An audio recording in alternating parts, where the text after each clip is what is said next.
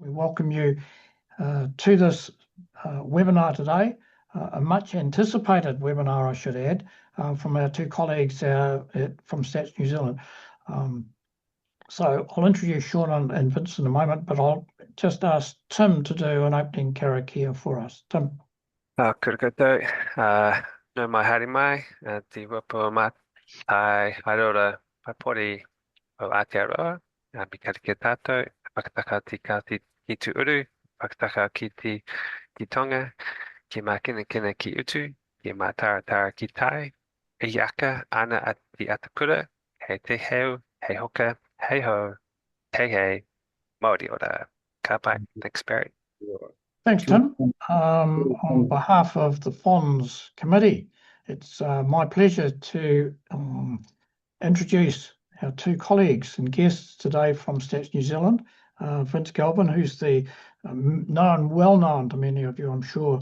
He's the Stats New Zealand Census Strategy Lead and previously the Chief Methodologist, and his colleague Sean Broughton, who's the General Manager for Statistical Delivery, Population and Housing, and the Project Executive Census, also at Stats New Zealand. So welcome, Sean and Vince.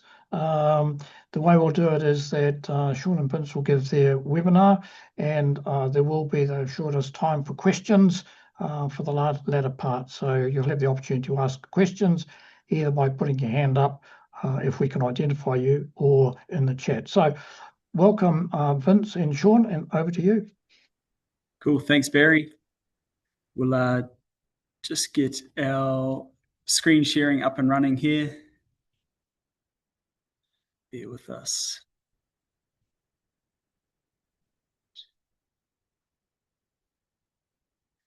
Now, if I go share. Can you see that, Barry?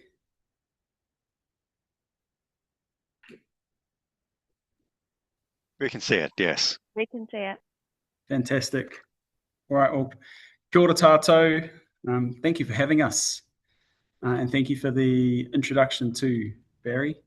Ko Sean Broughton tōku ingoa, as Barry said, General Manager of Statistical Delivery, Population and Housing at Te Tauranga Aotearoa Stats NZ.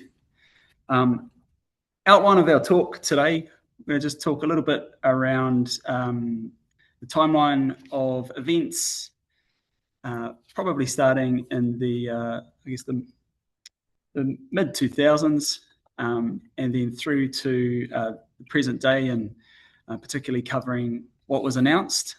So I'll do that section, and then I'm going to turn it over to Vince to talk through a bit more detail on the new census model. And then Vince will keep going and talk a little bit more about our integrated statistical data system, a system of 3 registers that is being developed, and I think pay particular attention to the places index.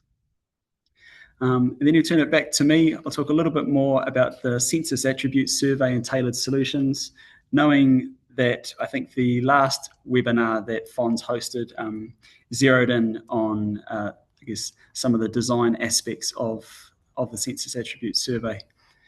A little bit around, benefits, opportunities and challenges, but more like some of the areas for development, particularly through 2026.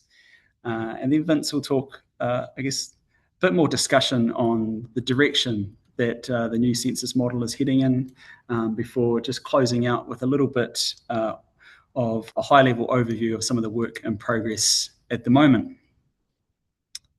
Right. Ooh, forgive me, that shouldn't have happened. Look, I think the point here was that in 2009, the Census Transformation Program was stood up. And I think that was largely influenced by the 2007 book by Walgren and Walgren on a register-based statistical system. And then I think stepping forward from there, we had, I think shortly afterwards, the integrated data infrastructure put in place. And then we started, a little bit more of our intersection and interaction with ministers and cabinet. So I think the first time that we presented a cabinet paper to cabinet was in about, I think, 2012 and 2015, just setting out, I guess, a program of research around linked admin data supported by surveys, knowing that in the future we might look to take advantage of available admin data, advances in methodological techniques and technology too. We go forward a little bit more to 2018, and I think it's well known what happened there by way of low response rates, particularly for Māori and Pacific peoples. And that was where the Census Transformation Program came to bear in remedial activity and adding admin data enumerations to the census file to improve coverage for variables where that was possible. Then we walked forward a little bit more to 2023 census, and we used that combined model by design. I think for both 2018 census and 2023 census, we had the statistical location register. We've called out the development of that specifically because the places index, which Vince will talk to a little bit later on, is an evolution of that, but shifts the focus from an address list to, I guess, the unit of interest being dwellings. In between times, we also had the first iteration of the admin population census released in 2021, the Data and Statistics Act 2022, and through to more recent times where we've taken a decision on the direction of the census, with that announcement coming out in June 2025 by the Minister of Statistics and Interim Chief Executive and Government Statistician Mary Craig. It's a potted history. I won't spend too long on this. Look, there's probably three main drivers for change here, although it's that last one, cost of operations and fiscal constraints, that has dominated the narrative. I don't need to reinforce how important population statistics are for decision making, if that's resetting electoral boundaries, if that's to support investment decisions in our infrastructure deficit, if it's to think about allocation of resources in health system.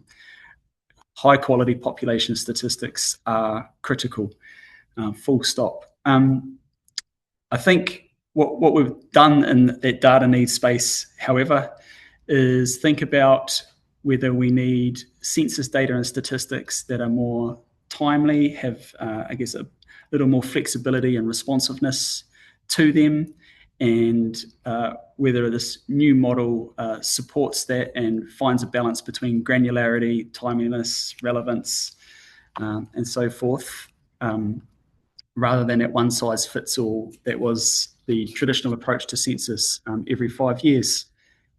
As I touched on earlier, we've looked to really leverage our expertise and understanding of admin data, and that'll continue over the next 5+ years too. Right. So to what was announced, the new census model. In effect, I think the high level summary would be that we're going to prioritise the use of admin data to derive counts of the population and counts of dwellings, and where it's, I guess, where admin data does support it, I guess, derive attributes or characteristics of people and where they live. Now, we still need to complement that with a significant survey program, and we've proposed doing that in the frame of an annual sample survey, the Census Attributes Survey. We'll talk a little bit more about what the design of that looks like at the moment. The third component part to the new census model was tailored solutions.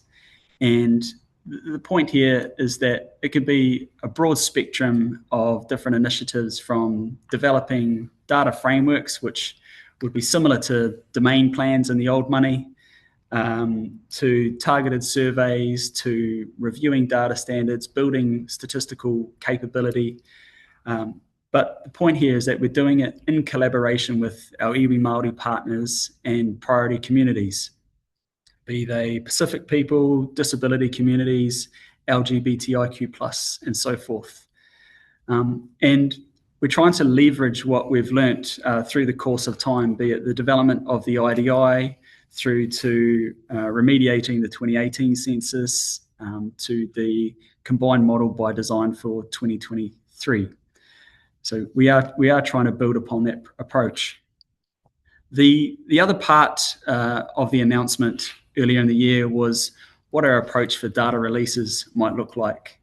And we do want to, I guess, phase in and scale up our data releases over the next 5 years, culminating in census data and statistics across individuals, families and households and dwellings being published every year. But starting from late 2026, we want to publish some transitional population statistics that are derived from primarily admin data for a select set of variables. And then we want to repeat that exercise but approve upon it for 2027, a second set of transitional outputs, and then moving through to something that is akin to official statistics quality admin data-based population and dwelling statistics. And it's at that point that we'll need to think very carefully about how they interact and intersect with our set of demographic statistics, being population estimates and projections and so forth. So that's roughly what it looks like. And I think through that period too, we expect to have more collaboration with communities, academia, iwi Māori partners to advance aspects of the design, and I think scale up what that tailored solution space might look like. So that's a whistle-stop tour, but I'll hand over to Vince from this point. Thank you, Sean. And thanks, just joined Sean in thanking you for having us here, and thanks, Barry, for the introduction. So I've got a couple of slides to start with that are more about just trying to frame a little how we think about it. So if I feel like I'm skipping through these quickly, most of the rest of the talk will crystallize some of what's in these slides. The purpose of this slide is just try to articulate how we see things along the two dimensions of granularity in terms of the detail, particularly geographic detail that's available under what we had and what we did. So just hopefully you can read the access there, that the idea is clearly we've had a lot of what we call super granularity with the traditional census model. And then on the bottom there, we've got some idea of the richness of content. So I won't read out the headings, but what we're trying to, so in some sense, we're trying to map out the type of content we see as coming here. So you can see from the slide that we've got the traditional census articulated there in the top left-hand corner of the diagram. And what we're pointing out here, there's a couple of obvious features about this. So I will talk later about the relationship between the admin population census and the traditional census. So clearly it's the traditional census was able to collect about 60 variables as against the, and well, I'll talk about it, but it may be as many as 30 variables we'll be able to supply in the admin population census. Building on the use of admin data in a population context will enable us to increase the amount of longitudinal measures we can produce, so that'll be a new possibility.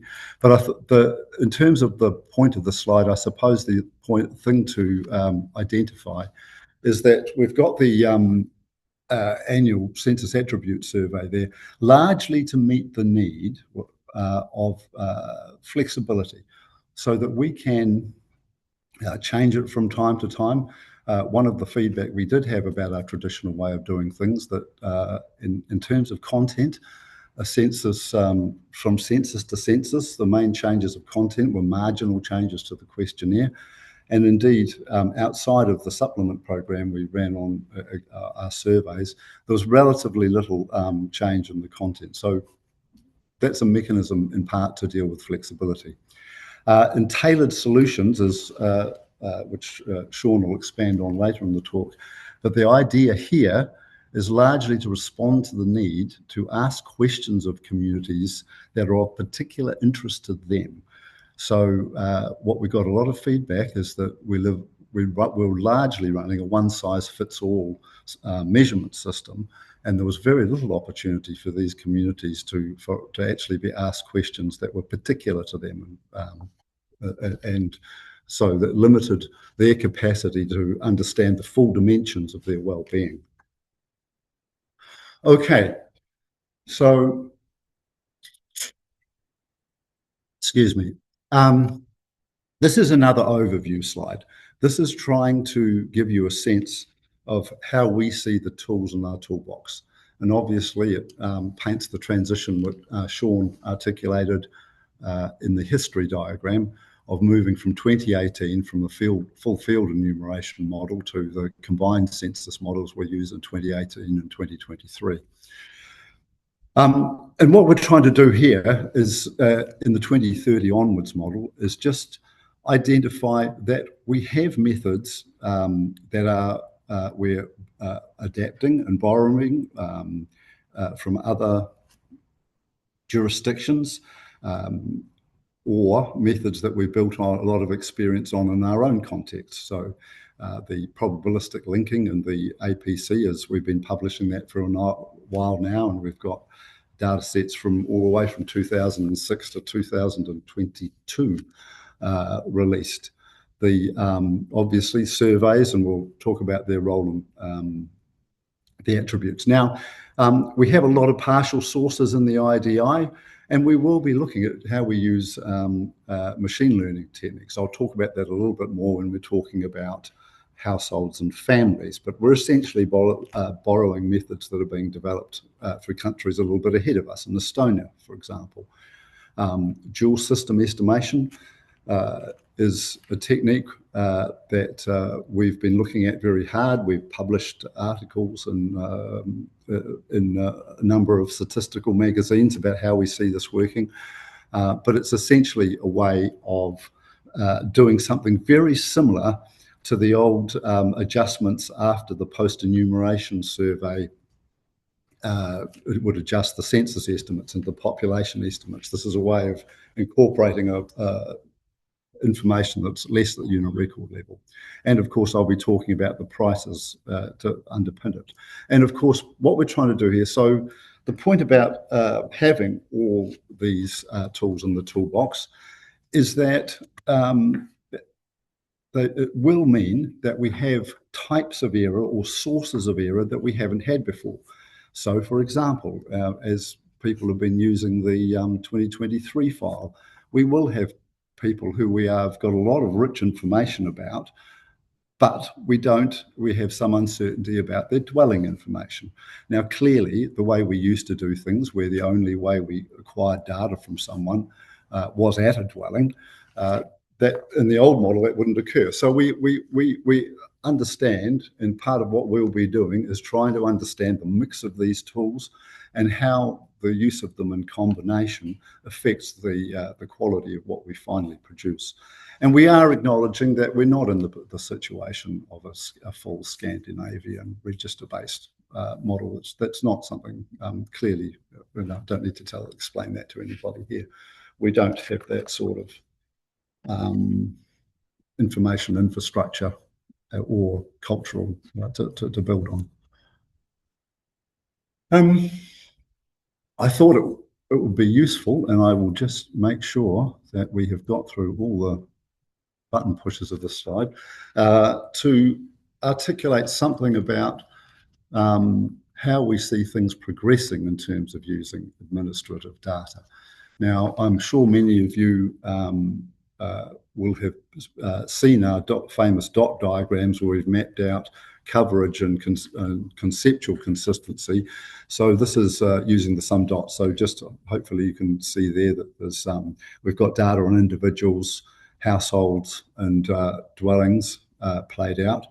Now the APC, the last version of it had about 20 personal variables and 5 household variables on it. And what we're looking at here, this is the point of this display, is to identify that we are continually working. We've got a program to try and move as much as is reasonable, expand the number of variables that we'll be able to measure using administrative data as part of the census file. So in terms of the 2030 time frame, we're hopeful that we'll have something like 30 variables on the file. The other point, which you'll pick up a little bit later, Sean he says, looking at Sean anxiously, is the directives work that's part of the final progress. So this is a structure now in place for us to make requests of agencies to collect data. So the little red circles there on the diagram means that we'll be working with agencies to enrich what's available in there. So and I would point out the other thing about this slide is that we've identified information there that we're not kidding ourselves we'll ever get via administrative data. People's observations, descriptions of their intimate personal situation, or their own personal assessment of their own capabilities of one sort or another. There won't be administrative data available for that. So obviously there's a lot of questions and concerns, and no doubt people have been to some of these presentations before, but I'll just run through some of the dimensions of the work that's going on or the work that's been done. So just in terms of confidence in the administrative data population measurement, so this is about geography and location clearly. So SA2, don't need to tell this audience level of geography. And we've shown this slide a few times, and while from the way that information of location is recorded associated with address, there's lots of concerns about lags and so forth and address notifications. But we've done a lot of confronting of estimates at low levels of geographic details. And we get pictures like that. As you can see, there is, as noted on the slide, there are discrepancies from the main line, but we know what they are. They're often caused by quite specific things. So we have some sense of the geography.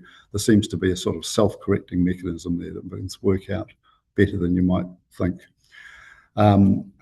Since we had brought the administrative data into the 2018 and 2023 censuses, we've essentially been using the administrative data has been the main driver of the population estimate and the age sex distribution.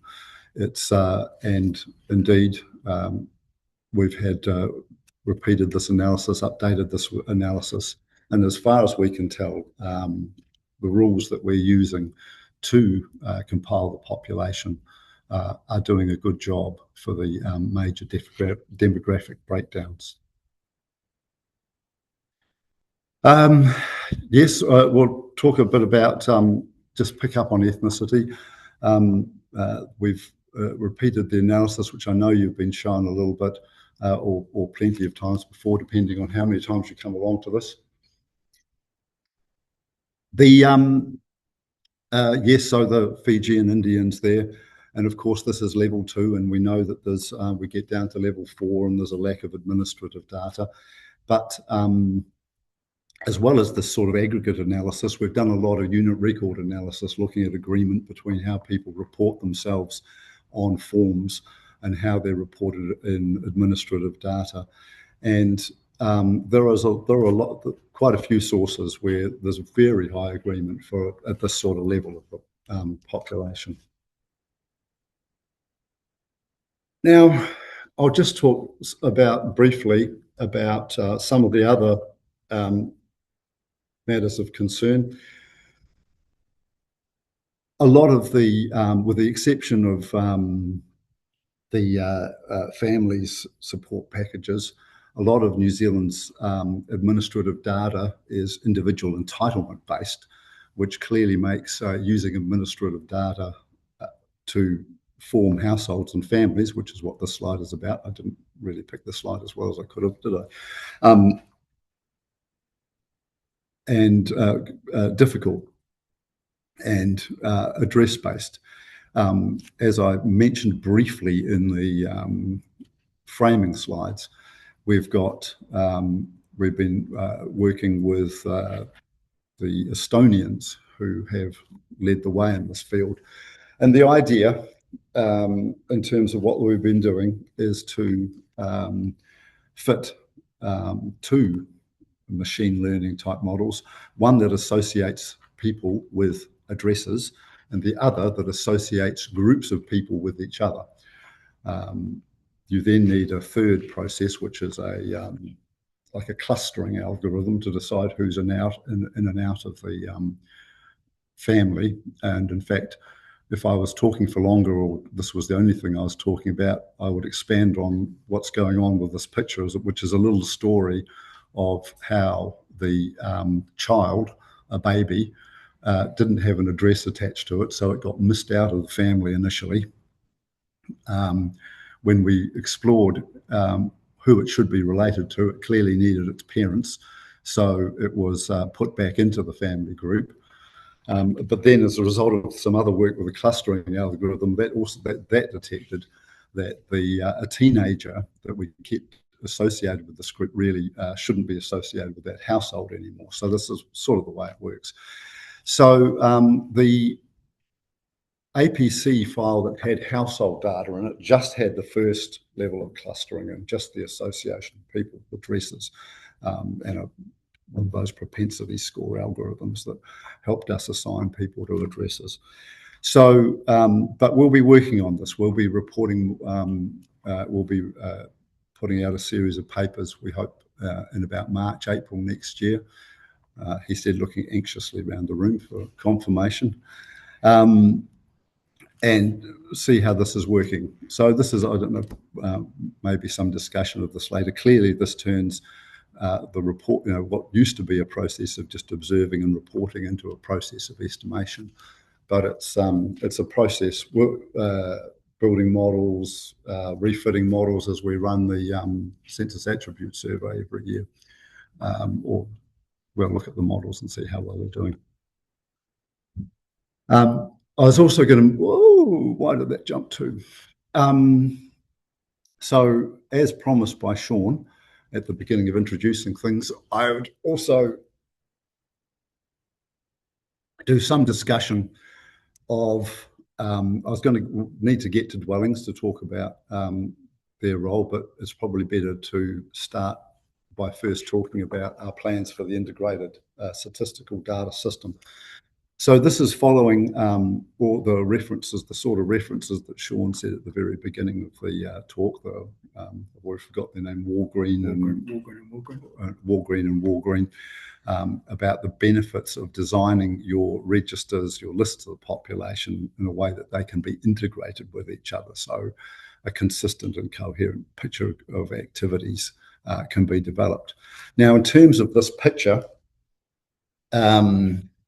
we've got, obviously, we've had a statistical business register for quite some time. So most of the, apart from refreshing the actual tool itself, most of the development that's underway there is enriching the smaller business aspect of the database, which might provide some interesting insight when we're picking up people and contractors and so forth. The administrative population model on the left of the diagram will be building extensively off the work we do with the administrative population census. There'll be our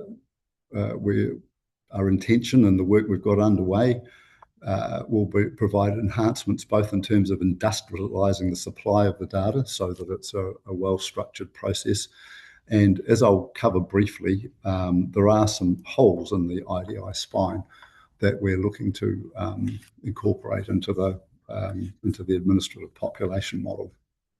The places index. Now, obviously, there's been we've been a lot of discussion about dwellings and how dwellings work in this sort of system. And we've been doing, this is one of the areas where there's a lot of administrative data available, and we've been making a bit of investment. So I'll just show you one slide and talk about that in a bit more detail. So essentially, in our attempts to build a frame before, in particular the frames used for the 2018 and 2023 censuses, we're essentially building off address lists and these address lists were supplied by from a number of sources. They were compiled, including the direct observation of Statistics New Zealand. These address lists were also then checked, integrated by using a lot of the sort of tools everybody has available now to look at aerial photography and so forth to build up the address list. But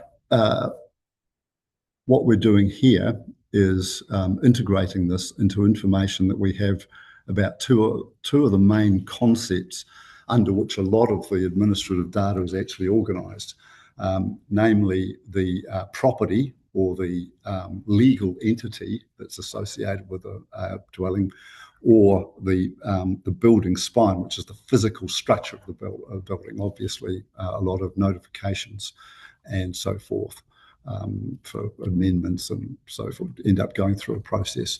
But the idea is that we're building what we're calling a places index by bringing all this together into one linked system of information. It's probably worth explaining too that I mentioned the aerial photography before, but the little piece of information there that said New Zealand building outlines is essentially a series of little parcels that have been built off the aerial photography and integrated back into the legal titles. The advantage of that being that you see New Zealand organised by little title blocks, and if you really don't have anything against any of these blocks, you can see it very visually, but you'll be missing some sort of element of what we're doing. Building it this way, the whole point of building it this way and building it with this sort of structure, with those dimensions identified separately, is that as new data becomes available, assuming it can be associated with either addresses, properties, or buildings, it can be integrated into the system and provide information more easily than is currently the case. So, for example, the initial work on building the system doesn't pick up the use of utilities, but we're hopeful that once we've got the system working, it'll be a lot easier to integrate utility information into the system. And ultimately, there's been a lot of concern about how we understand things at a place. So having a comprehensive view through this lens will also create a lot of, I think of them as tentacles to other data sources, be they people or business or physical observation, that we'll be able to bring together to get some sense of what's going on. One of the things that we're not going to dwell on, but was mentioned in the first overview slide, was that we do have a lot of, there are some opportunities to do things we haven't been able to do before by making more extensive use of a linked administrative data. The longitudinal measurement, because the administrative data is easily linked one year to the next, we can study movements, geographical movements or other movements between any categories in the data easily. Obviously, more frequent data is part of what Sean explained. And we can look at there are, interestingly, some both variations of concepts and some non-standard target populations. The graphs relates to immigrants. that will be interesting possibilities that we'll be looking to build on. Sean, you're going to do the next couple of bits. Thanks, Vince.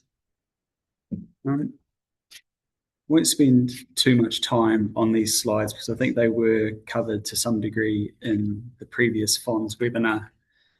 But I guess a key component to supplement integrated admin data is the development of a census attribute survey.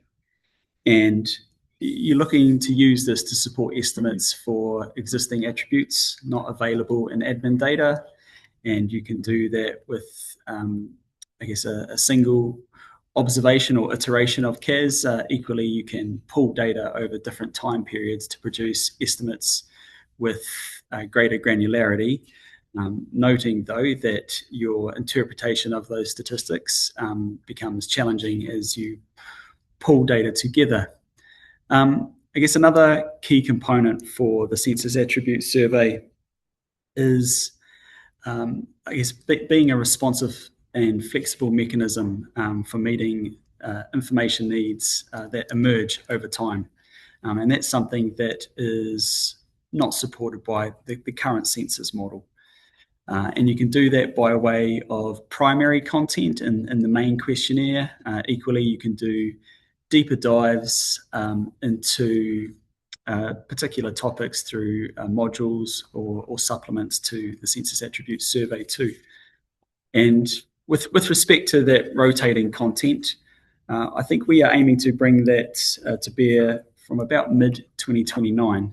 So part of the work we've got to do between now and then is a good level of consultation and engagement to determine what those topics and content might be. But we know that things like housing quality and language proficiency are, I guess, early topics that have come about from our engagement to date. I think another point here around the census attribute survey is providing a sample frame for, I guess, tailored content or targeted surveys to communities. So the census attribute survey needs to be able to support the sample for, say, the household disability survey. I think you've probably got a couple of options when thinking about Te Kupenga, the Māori social survey. You might be able to derive a sample from the admin population model within the integrated statistical data system. Equally, you might have options to use the census attribute survey as a frame too. And I think the fourth important point of the census attribute survey is providing an assurance mechanism for what we're observing in integrated admin data and using it to adjust for error in those collections as they come about and they're identified. Some of the high-level decisions that are reflected in the public consultation discussion document that's out at present include the proposed sample size. So that's 60,000 households annually. And just to be clear, that's an achieved sample size. So you might start with a selected sample of up to 100,000 households, depending on what your design and non-response follow-up strategy is. And that's give or take 3% of the projected 2027 population. And that I will also say is that does differ from the conceptual design that we worked through with the Future Census Independent Evaluation Panel, which considered options for a 5% census attribute survey. I guess we're trying to employ a collection model that we haven't used across any of our social surveys or censuses to date. Something that is, I guess, truly multimodal in nature, and I guess where you're trying to drive as much response as possible online, or at least being self-response in nature, so you can use your field interviewers to support, I guess, in-person in-person interviewing in that non-response follow-up strategy. So I guess it's really important that as we introduce the CAS and step through, say, the field test and a design and readiness test next year, that we monitor its performance for cost, quality, and review and adjust the design accordingly. One of the ways to, I think, further test the census attribute survey and that collection design is to have an option of scaling it up over time when it's first introduced from about mid-2027. But that does depend on what we learn from the field test that has just concluded, and I can talk a little bit more about that later, but also what we learn through the design and readiness test in September, October next year. And then I've also, I guess, talked about rotating content already. I think some of the other aspects that we wanted to touch on, the target population, and this holds, I guess, for the new census model in totality, not just the census attribute survey, but it is that shift from a de facto to de jure collection, so from census night to a usually resident population. We are looking at an unclustered sample of dwellings from the dwelling frame that you derive from the places index, and that is a different concept again to our social surveys in the form of, say, the household labour force survey and so forth. As I touched on that previous slide, we're getting into a space of a multimodal collection approach, online self-response, plus I guess, telephone interviewing and in-person interviewing, but being very clear that there will be no paper forms. Having paper forms does, I guess, introduce quite a significant level of complexity when you have goals around a flexible and responsive census model overall. But that does mean that we have to be, I think, careful in how we engage with different communities and, I guess, enable them to participate because you can put at risk digital exclusion and bringing that to the fore. We are looking to select all people in the household and very basic household form and individual form. And by way of statistical outputs, I've already touched on this, like looking to produce timely annual estimates, and then for smaller populations, pooling data across multiple years to improve precision.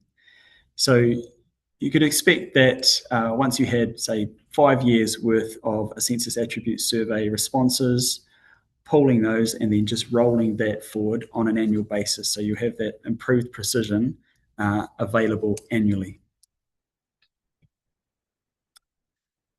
I think a little bit more on tailored solutions.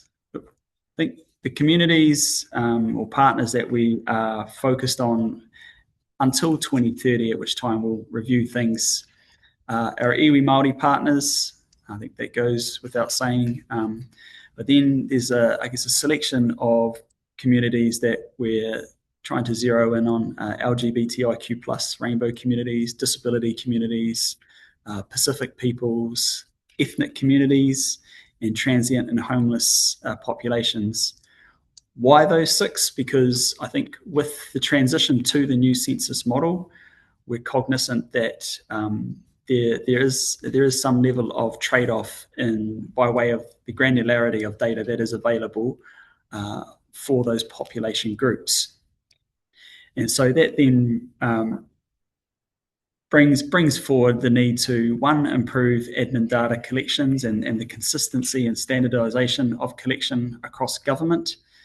2, it means that we do need a flexible survey mechanism in the census attribute survey to support meeting information needs, but then also working through different collaborative design mechanisms or fora, like a Crown Māori Statistical Design Forum that will be established early in the new year.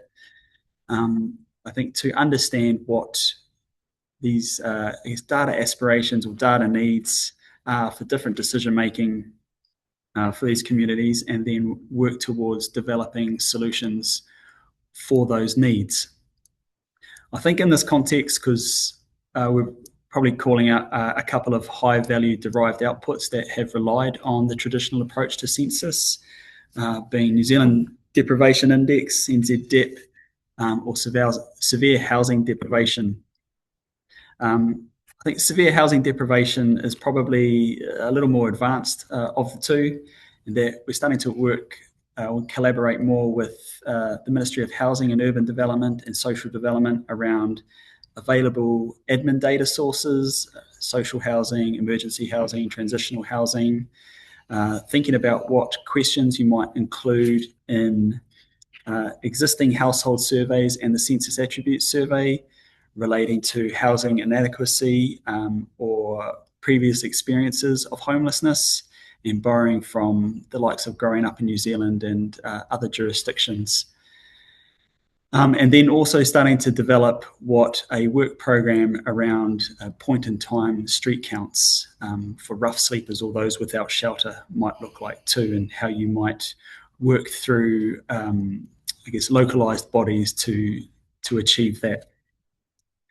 With NZDEP, we know that with their current approach to deriving it, the Census Attribute Survey isn't going to be granular enough to support that approach.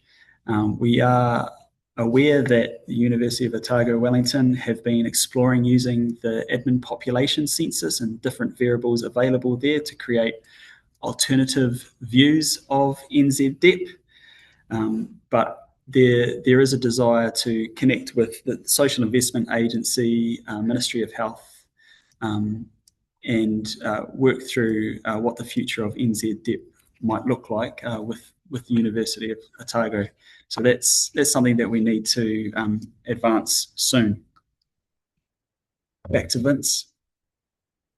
Thanks, Sean. In case Barry's getting anxious, we're getting very much into the wrap-up part of the talk now. So this slide is just to identify some major categories of ongoing work at the moment. The improved methods largely relate to things that I was describing before. So the households and family statistics, the dwellings, the places index, building that up.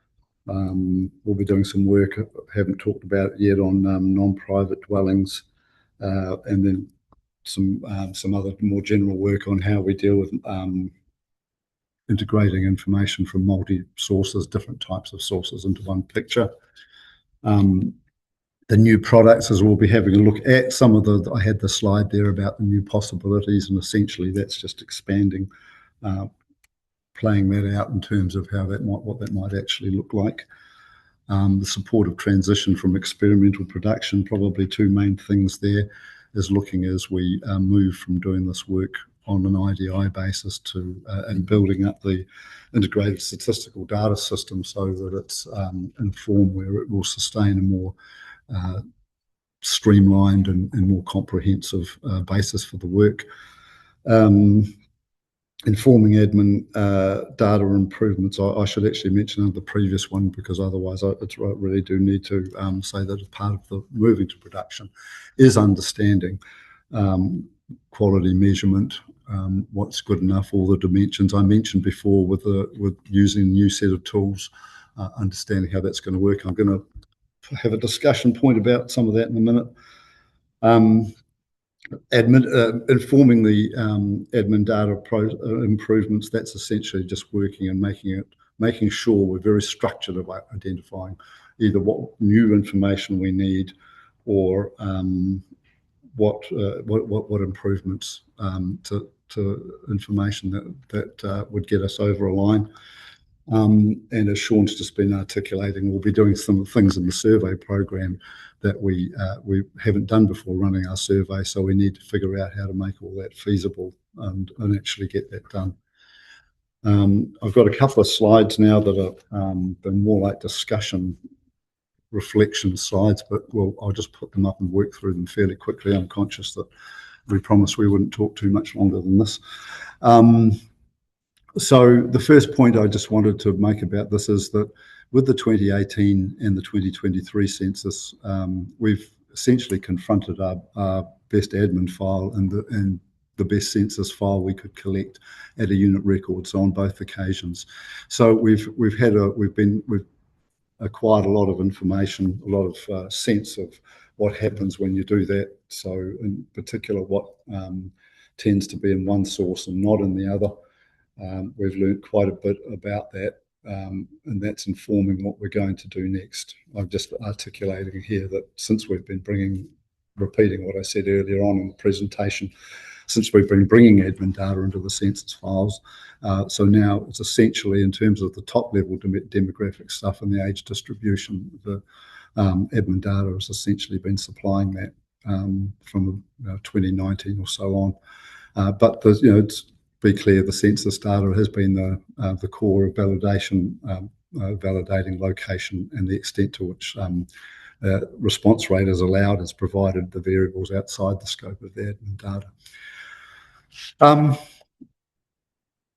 I just want to be clear that we're working towards building a horses for courses strategy in terms of the way we're looking to collect data. While one of the things we're doing in this strategy, the admin data sources have high coverage, and as far as we can tell, they're improving. Some of that's simply due to the fact that there was a date that's something like 1992 when there was an awful lot more data captured, and as more of the population has lived in an era where more of their activity is captured, the overall coverage of the admin data was increases. But this isn't an ideological commitment to only be doing that. We're looking to be pragmatic about where we've got holes and what we can do about them. Certainly, we'll be using the surveys as Sean described to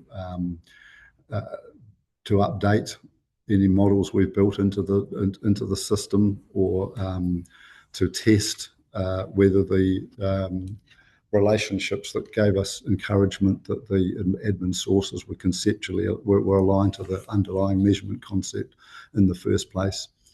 And of course, we'll be using the surveys to achieve the aims of more complex and more tailored content.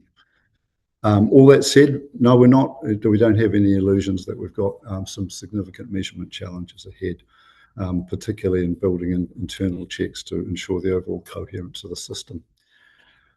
So which is probably the main point that we will be working to look at how we measure quality, how we articulate it, how we look at our progress from doing things. I've repeated obviously when you're using two machine learning models and a clustering algorithm to try and get a handle and to measure households and families, we're going to want to give a lot of information about how that's worked and under what circumstances. I was going to say, I'll indulge myself for one single minute and say that the other talk I'm giving today is my retirement speech. So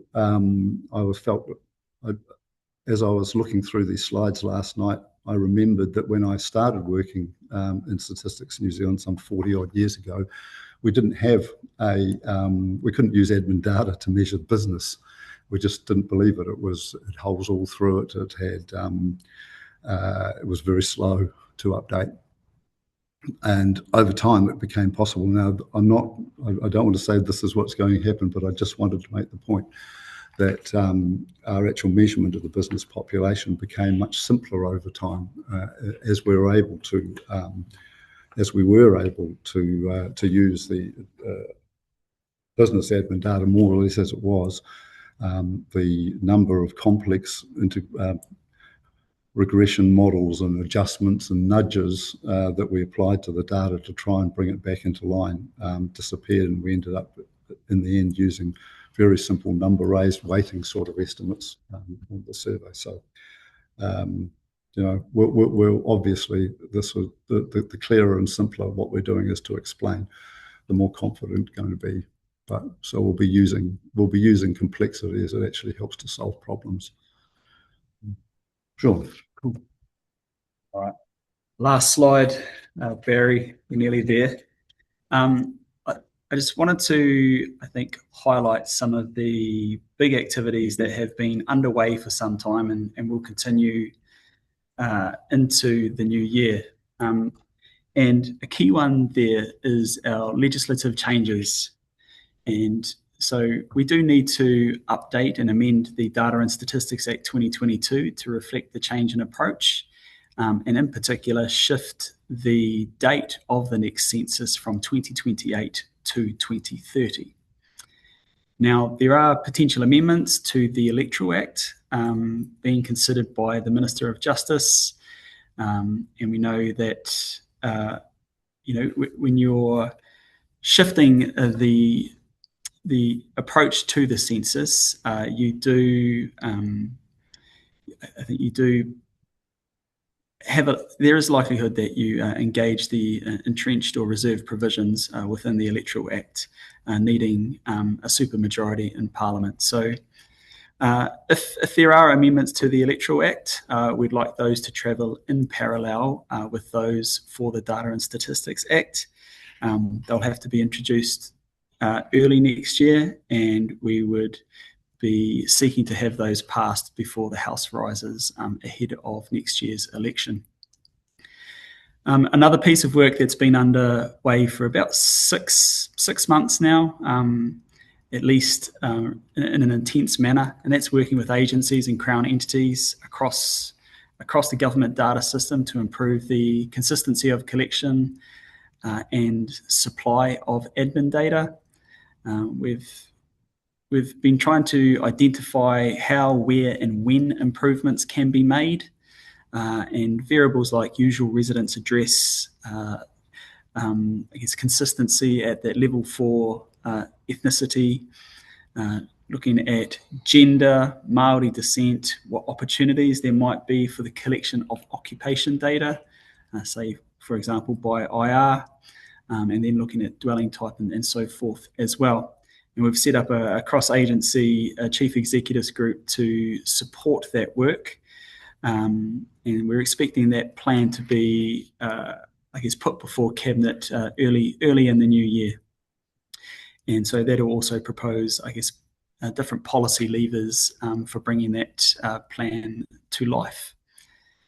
Public consultation and engagement is underway on the proposed data collection approach and topics to be included in the next census. And you can access that through StatsNZ's website, and that's open until the 19th of December. But our engagement with, the user community needs to extend well beyond that time frame as we work through the different design phases for the new census model. As I said earlier, we're, in a testing and design phase, and one of those testing initiatives has been a field test in Christchurch, Ashburton, and New Plymouth, just under 2,000 households. Voluntary exercise, but looking at whether we can be confident in setting up new infrastructure to support the collection of a census attribute survey and what some of the component parts of that collection strategy might look like and how they perform. And so I think we've ended up with an interim final response rate of about 58.5%, which, all things considered, will take, but we're going to evaluate what that data set looks like and test it against the objectives of the field test. So that's to come early in the new year too. But that is all from us. We did want to leave a good amount of time for questions and discussion. So I can stop sharing. Thanks, Sean and Vince. Well done. I'm sure there will be a few questions. As I said, if you do have questions, raise your hand in the system here, and Patrick and I will, and the Patrick and I will identify you, or you can put it in the chat. But to kick us off, there is a couple of questions in the chat. There's also a compliment. Thank you. That was great. So we'll start with the compliment. How can linking errors in the APC be addressed, especially given the absence of a national ID system? And it just moved again there. And is there any mechanism for individuals to review and easily correct data about themselves? I'm going to have a crack at the first part of that. Oh, right, you're going to do the second bit. Yeah. Well, this is where you get Tweedle. Look, we're going to be, I think, I doubt we'll ever eliminate linking errors in this data with these data sources. We're certainly going to be looking at, I think it's been the point's been made to me before by members of FONS that we need to do a lot more to publish what we understand about the extent and distribution of them. I think we are upgrading the linking tools that we're using. So we think that that'll certainly provide useful sources of improvement at the margin. I think one of the other, as I said, mentioned before, trying to build in as much internal confrontation in terms of the testing aggregates as we can, because obviously one of the main consequences of mislinked is undetected duplicates and overestimation. So a certain amount of confrontation can give you a clue that you need to where you need to look. We have, when we've been doing this, we do undertake manual exercises to understand what linking errors occur. So it's certainly going to be a focus, but I won't give an easy glib one resolved answer. Okay. One other question just before Len's got his hand up. The CE group not including MOH or Health New Zealand, even though you're trying to get data from health or for health. Is that there for the Chief Executives group, Barry? Yeah, yes, that's right. Yes, it's that group is not reflective of the agencies that we're engaging with. Okay. Right. So that is just a cross section of chief executives from across government, but we very much are working closely with both Health New Zealand Te Whatu Ora and Manatū Hau Ora. Okay, thank you. Len. A wee reminder of why our census contains so many questions is New Zealand politicians for the last 100 years have been mean-minded and refused to fund the social surveys that other countries do. And in fact, it's interesting, most of the social surveys that we have were proposed by a government when it was in opposition. My second point is I think Sean is over-generous on stats to describe 2018 as the first part of this. We all know that 2018 was a complete cock-up, that in fact the normal role of carrying out a census of population and dwellings is to carry out a census of dwellings first, because there is no comprehensive address list in New Zealand. And the enumerators go around New Zealand, they sit on inter-island ferries, anything to make sure that everyone knows they should be in the census. 2018 was so poorly planned. You know, you go to Kawerau, we forgot about Haast. That was done so badly. And the arrival of the admin data, I sat with Vince Galvin when it happened, came along as a fortuitous extra benefit. Now, can I read out something I wrote in 1993? It's critical that we must be open about our own dogma as statisticians. The essential role is to make transparent those elements of our work where methodology is underpinned by judgment. If we're going to change the Electoral Act and ask Parliament to introduce new legislation, what is the independent validation of the work you've done? At the moment, the leading methodologist, Vince, is retiring. He's advised 3 government statisticians who had no statistical competence. He's advised 4 ministers who had no statistical competence, and none of them asked for any external validation to carry out their own duty of care. And just if I can go to the final comment is, if you read the 4th paper that was released in June last year, or this year, that was sat on for many months, it was about what do people want to use statistics for. It failed to recognise that over the next 20 years, our fiscal capability is going to decline by 35%. Our whole welfare state is going to be reorganised. We're going to spend 200 billion, not only on infrastructure. We've got the Environmental Commissioner providing papers on geospatial frames that a normal government statistician would have done 5 or 10 years ago. We've got huge issues of housing. 45% of the population is going to be older than Vince Galvin in the next 20 years. And we've got huge issues of emergency management that we need to integrate data for. Now, I think if you talk to the leading geographers in the country, they know that place is going to be much more important than person in public policy and in population change in the next few years. I'm really disappointed that the department has focused so much on being a data warehouse. It has lost the plot in engaging with the users of statistics on the scale that it should. I sound like an old grump, and Vince is saying just as bloody lead again. But I think that this whole proposal needs in parallel to go with an independent review by people who actually use the data, are critical in the use of it, because I'm hugely disappointed in the knowledge that is presented right now by Sean and others that they really know what's important to New Zealand in the next 20 years. I don't, but I'm a bloody sight closer than they are. Sorry, Grump. Vince, retirement speech. No, I wouldn't say that to Vince. I'm helping him retire tomorrow, today, reminding him of his tremendous contribution, which is larger than anyone since Steve Kusmsich in social survey methods in New Zealand. Thank you, Len. Look, there's not a lot there that I can reply to easily. I mean, we are looking, you know, we're picked up with the place. I mean, I think if we're going to try and measure place, we've got to accumulate all the information we have at a place. I mean, that's essentially what we're trying to achieve with that places index. I know that's only one aspect of it now, and of course, you know, you want to see how that progresses and what it enables and what it doesn't enable.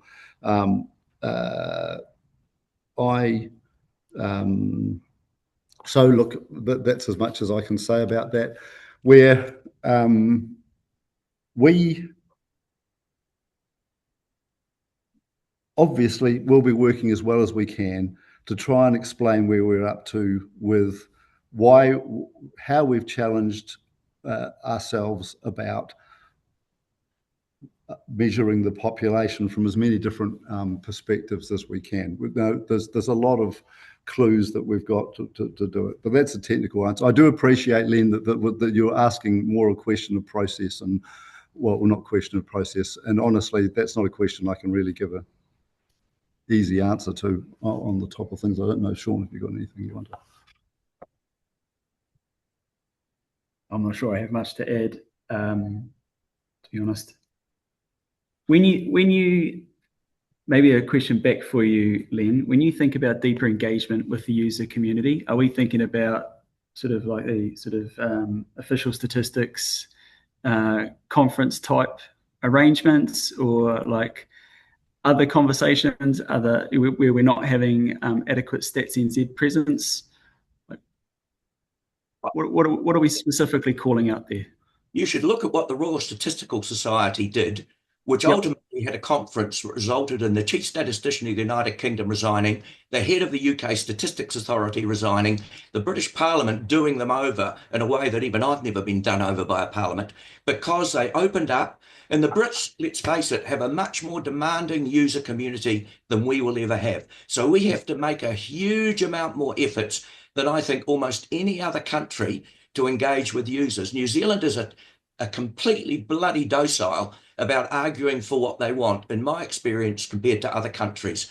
So Stats has just got to make phenomenal efforts, conferences, sit down with people, if Simon up, the Infrastructure Commission, there's more interest outside central government than in it. You know, if you read the long-term insights briefing, apart from Housing and Pacific Affairs, most departments and Treasury, they're not thinking enough about it. So you've got a really hard job to do. I'll concede that, but it means you have to go and look at some models, as I say, like the Royal Stats Society. It's just too difficult doing what we traditionally do. Okay. Thanks, Len. I don't know whether Sean and Vince, you can see in the chat, but there's Michael's got a couple of questions there. Huge amount of data. I can't see you, no. Oh, okay, to summarise, a huge amount of development is still required in order to produce lower quality versions of 50% of the current census variables. And despite Māori and Pacific peoples being identified as priority, currently no viable replacement for high quality and high coverage measures of self-identified level 4 ethnicity and Māori descent.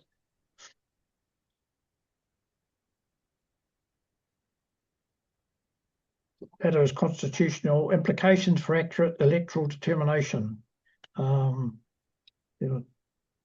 Well, look, my own experience of working adding with the 2018 and 2013 files is that using the administrative data has improved the coverage of Māori descent. You may have seen that when we went back and looked at 2013 and looked at the estimates we made from the census and how they were updated by the post-enumeration survey subsequently, the process of confronting all those estimates with the best administrative data led us subsequently to revise the estimates of Māori descent upwards. Yes, we've got work to do with it, but there's a reality at the moment that what we're able to collect from these communities directly in the census context is not higher quality than that. We're barely getting 80% from the Māori and Pacific communities, despite in 2023 having adopted a model that prioritised those communities and started early and worked intensively with them in the pre-collection period. So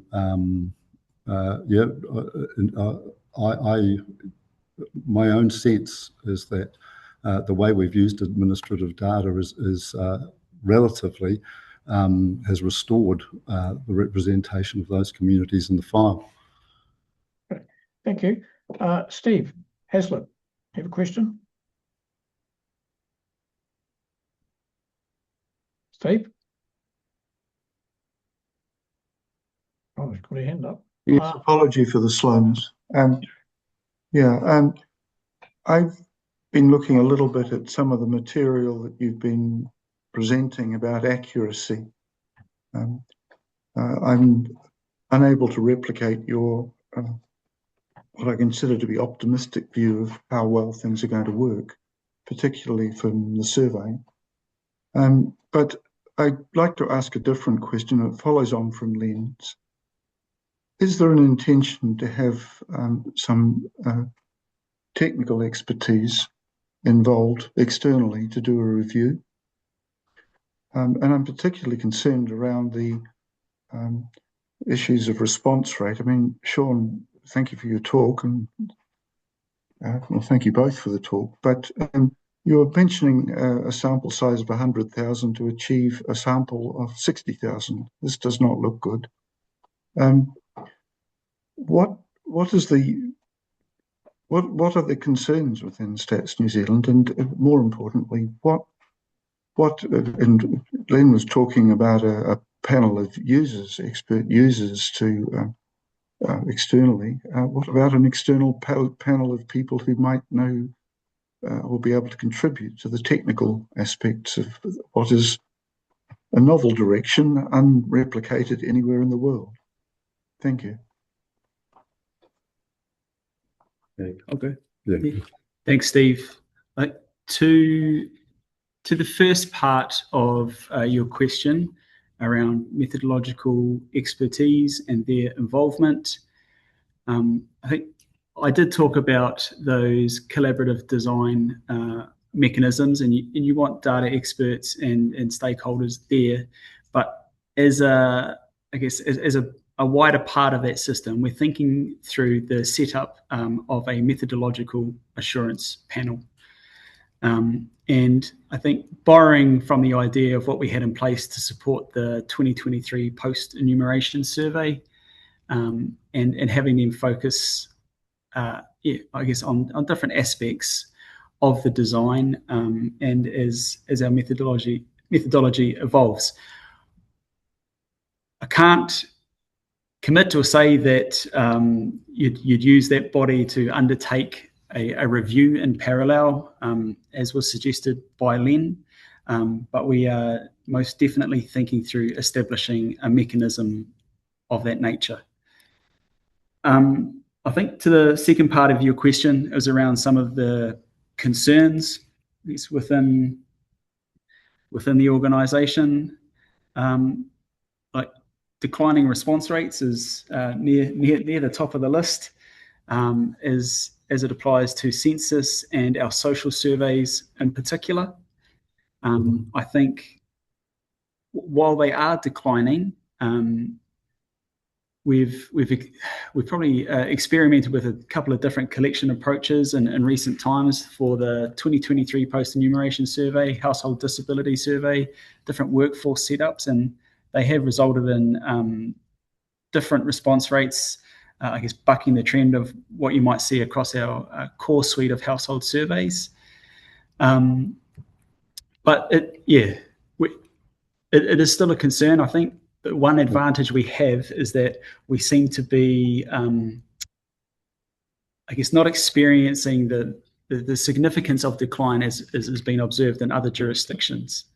If you take, say, the labour force survey in the UK as an example.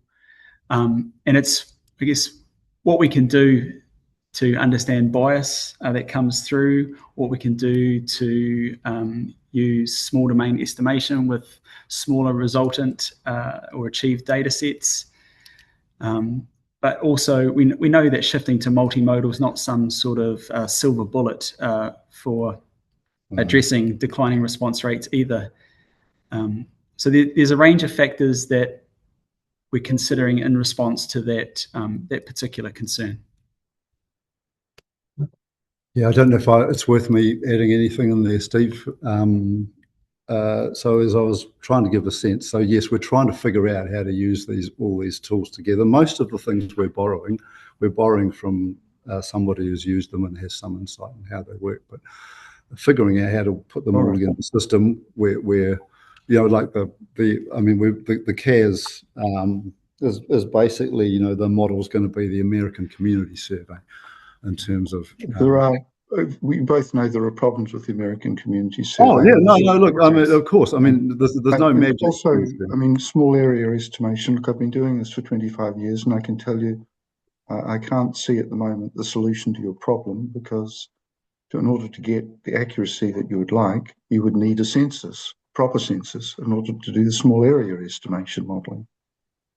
It's the whole thing is riddled with problems that don't seem to be being discussed, and this is why I think some experts. Yeah, no, look, I was going to go on to say, Steve, we're looking actively. I don't want to monopolise here, but I think there are, it's very nice to see your slides. It's very nice to see the conceptual material, but the hard graft of actually putting something together that works requires rather more than that. Thank you. Okay, thank you. There's a question from Andrew to both of you. How imprecise does the data get compared to traditional census counts when looking at subnational TA and or intersectional populations like DEP by ethnicity?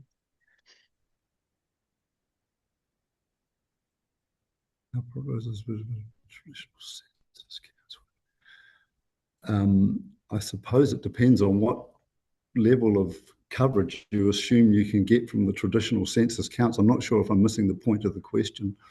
So obviously, if you're talking about obviously there'll be limitations of a sampling error. The sort of sampling error we're talking about. I think we're working on that sort of some sort of measurement for 10 populations of 10,000 or so. Mind you, I'm sure Steve might do that calculation in his head. I've been handed pieces of paper here that pointing out that the whole point of CARES is to accumulate it over time. Obviously, where we have unit record data that covers the whole population, that'll be valuable. Deprivation by ethnicity.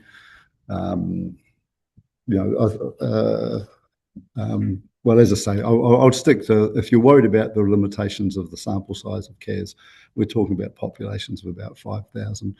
But obviously we're going to be working to see what we can do with all as many of these other sources as we can. Thanks, Vince. Anybody got any other questions for Vince or Sean? Doesn't seem to be. Okay, well, look, thanks, Sean and Vince, for giving up your lunchtime and coming along and giving the presentation. As you see, it's the third in the series we've had looking at the census question. And you can see by the attendance how many people, valued you coming along and giving your presentation. So thank you on behalf of FONS and actually the people that have attended today. It's been, I think, very interesting and worthwhile presentation, and address some of the issues that have come up in previous discussions with us. So it's my duty now again to thank you both. Also to acknowledge and wish Vince all the best in his, and congratulations in his retirement, and endorse what Len said about your contribution to statistics in the country and also Statistics New Zealand. I think that was really, for those of us who have been around quite a while now, it's you've had an immense contribution to both Stats New Zealand, dedication to it, and also to the field of statistics. So well done, well earned on your retirement. Tim, can you do a closing karakia for us? Thank you, Barry. Appreciate the acknowledgement. Ngā mihi, Vince and Sean, and again, good luck, Vince, with your retirement. Me karakia tātou, I whakaria tā tapu, ke wātia ati ara, ke turuku whakatau e, ke turuku whakatau e, humi e, hui e, taiki e. Thank you. Thank you, Tim. Wish you all a Merry Christmas, and you and your families. And just a reminder that FONS will be back in February with another webinar, not on the census this time. And Sean's keen. Well, I'm sure, yeah. And the FONS conference is in June this year, so anybody interested there. But once again, on behalf of the FONS committee, thank you everybody for participating, and our two colleagues from Stats New Zealand. Thank you, everyone. Thanks, Barry. Well, Barry.